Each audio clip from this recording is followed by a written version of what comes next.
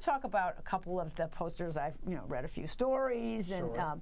now I had a whole different thing before I read a story about it. I was like, I wonder, for Lion King, did he study animals and stuff? But what I know is that from the film, you keep saying that you saw that image of little Simba on the cave a little drawing. cave drawing, right? So when you get a project like Lion King, for example, how did you? Probably everybody asks about. How do you go about that? And I wonder. I mean, I know you have to present. Do they come to you sometimes with a big idea? Do they just sit back and go, let Frank reveal? What's the kind of balance? Does it mix into? Yeah, I mean, for a show like Lion King, which was huge, because it's Disney also. and I was working at a huge agency also, so the presentation was massive. A lot of art was generated by art directors in the company, outside artists. So there was quite a range of art, which led me to feel a little relieved that the burden of designing all this wasn't on me, which led me to the simplest solution, which was just that little lion head. And developing that. I spent most time designing the type more than anything else. Yeah, you love type from what I hear. You love type. Yeah, you like the. I took a lot of calligraphy and type classes at Pratt, and I loved it. It's great. And that poster, that your art piece for Lion King, it's everywhere. I mean, it's it's like everywhere, and that. Well, no, I'm going to wait for that because I have a little summation later. I'll just wait for that. I want to get ahead of myself. Now. Does it go through, because when it's in another country, do you have to change it up? Not the visual, but does the lettering get changed drastically? It's the same lettering design. It's just in a foreign language. Right. But it's the same design in terms of everything. You can identify it immediately. Right, exactly. It's sort of like, too, the other thing about your work is it's like a language. If you don't know a language, people know the visual. So, they, it's like a universal language because of the art. You can connect with people. Now, this one, Yael, that I'm going to speak about, you don't have a picture of because he told me, I asked, he didn't know I wanted. On the 20th Century, great play, and the poster's great. And I know in reading that you do not only read the play, you see you get part of the team, you kind of see the production, whatever.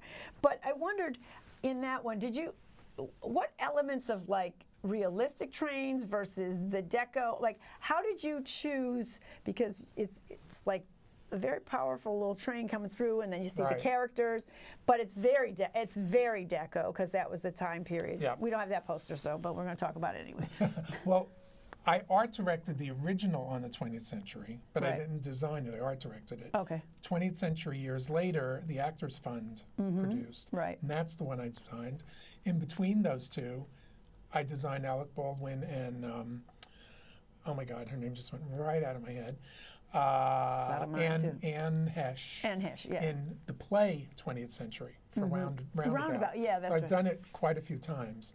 But, the 20th Century train is incredibly Art Deco. Everything about it is Art Deco. So that's always a great starting point in designing for it. And I think it follows through on all those posters. Right. It's just in a different way. Yeah, that's the great part of it. You can just keep kind of reinventing with the core, so to speak. Yep. Okay, and now I know we have this poster. I happened to, you said you love to read scripts, and I happen to think it was an interesting story that you were on jury duty, and you had this script for 12 Angry Men, I did. And you created this poster, and you said, and it's right there, and that you were all, all the jurors are known by jury 1, juror 2, jury 3. In the play they are, yes. In the play, they don't have character names. Yeah.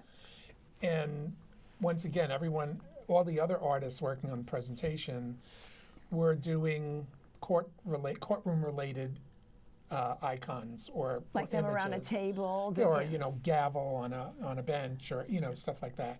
And I thought, okay, being on jury duty, I was surrounded by it all day. I thought, I'm going to try to think of this a different way, and I did it in a very, very simple way, and they loved it. It's good. And now, Sweeney Todd, that show is just I know, amazing show. Yeah, and your poster is just that's it, But it's an interesting story because you were a little concerned about having to depict the actors and you were a little concerned about having to depict the actors, and Yes. you knew Miss Lansbury. So how did you develop?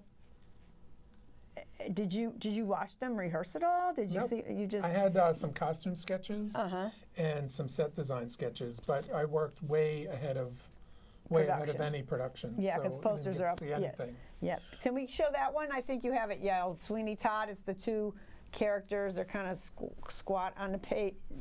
The letters are in red. There you go. And you were worried that she would think she was too large? Too large, but this is the thinnest drawing. Okay. I had done 4 different drawings, different weights, because the director, Harold Prince, had told me that she was going to be wearing a fat suit. And she probably didn't want to know that either. Well, I don't think she knew that. So when I mentioned it to her, she was kind of a little taken aback. But she said she was just going to play it fat, but she wanted to use the thinnest drawing for the art. And I thought that made perfect sense. It's good. It's beautiful. And that, again, stands the test of time.